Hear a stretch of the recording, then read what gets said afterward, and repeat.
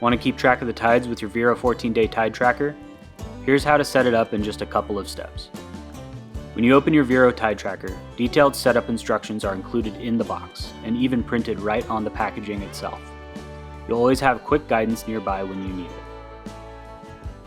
Start by setting the inner bezel. Unscrew the top crown until you feel a click, then turn it to align day 1 with the time of the most recent high tide.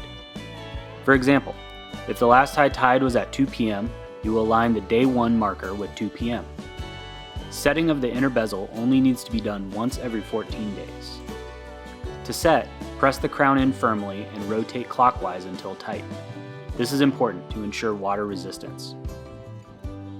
Next, set the outer bezel. Align the high tide marker on the outer bezel with day 1 on the inner bezel.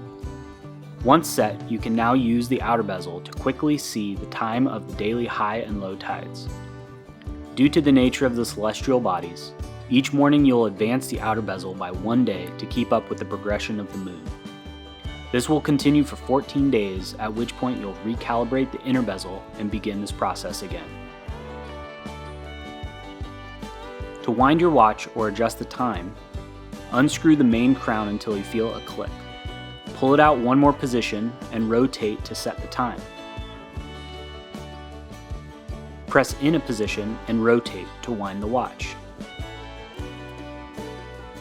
Press the crown in firmly and rotate clockwise until tight. Now your tide tracker is ready for your next adventure, helping you keep tabs on the tides wherever you go, because time moves differently out there.